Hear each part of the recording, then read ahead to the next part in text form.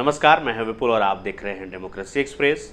भारत की supreme court ने कहा है कि जो भी तलाकशुदा मुस्लिम महिलाएं हैं वो धारा 125 के तहत अपने पति से गुजारा भत्ता मांग सकती है। जी हां, 10 जुलाई को भारत की सुप्रीम कोर्ट की 2 जजों की बेंच ने तलाकशुदा महिलाओं को गुजारा भत्ता दिए जाने पर एक अहम फैसला सुनाया। सुप्रीम कोर्ट ने कहा कि मुस्लिम महिलाएं दंड प्रक्रिया संहिता यानी कि CRPC 1973 की धारा 125 के तहत अपने तलाकशुदा पति से भरण पोषण का दावा कर सकती हैं। जस्टिस बीवी नागरत्ना और जस्टिस ऑगस्टिन जॉर्ज मसीह की बेंच ने 2 अलग अलग लेकिन एकमत फैसलों में यह बात कही है। जस्टिस नागरत्ना ने कहा कि CRPC की धारा 125 सिर्फ शादीशुदा महिलाओं पर ही नहीं बल्कि सभी महिलाओं पर लागू होगी। तो चलिए अब ये भी जान लेते हैं कि किस मामले में सुप्रीम कोर्ट ने यह फैसला सुनाया है।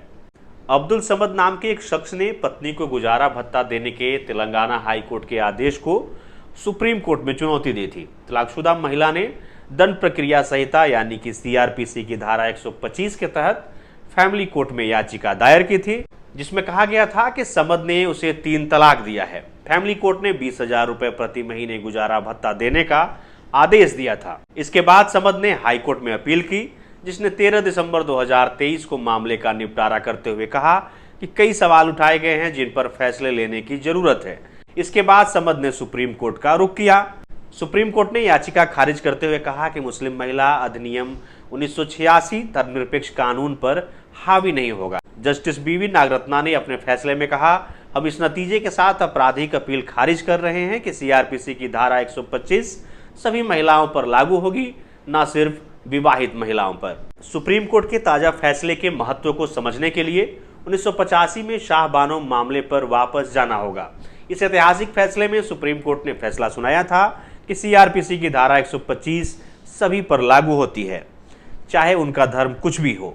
हालांकि मुस्लिम महिला अधिनियम 1986 द्वारा इसे कमजोर कर दिया गया, जिसमें कहा गया कि मुस्लिम महिला केवल इद्दत के दौरान यानी कि तलाक के 90 दिन के बाद ही गुजारा भत्ता मांग सकती है।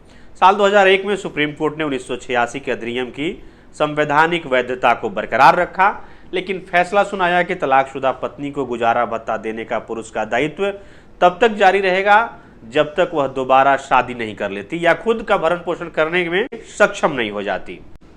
दरअसल पत्नी के गुजारे भत्ते का मामला भले ही सिविल श्रेणी में आता हो, लेकिन इसे कानून में अपराध प्रक्रिया संहिता CRPC में धारा 125 के रूप में जगह दी गई है। दंड प्रक्रिया संहिता CRPC की धारा 125 में पत्नी, बच्चों और माता पिता के भरण पोषण को लेकर विस्तार से बताया गया है। इसमें कहा गया है कि अगर पर्याप्त साधनों वाला कोई व्यक्ति अपनी पत्नी का भरण पोषण करने में उपेक्षा करता है या इनकार करता है, जो अपना गुजारा चलाने में असमर्थ है, या फिर उसका वैध या नाजायज नाबालिग बच्चा, चाहे वो विवाहित हो या न हो, अपना भरण पोषण करने में असमर्थ है, तो वह गुजारा भत्ते का दावा कर सकते हैं। इसके अलावा इसी धारा के तहत माता या पिता भी गुजारा भत्ते का दावा कर सकते हैं। हालांकि उन्हें दावा करते समय यह बताना होगा कि उनके पास आजीविका का कोई और साधन उपलब्ध नहीं है।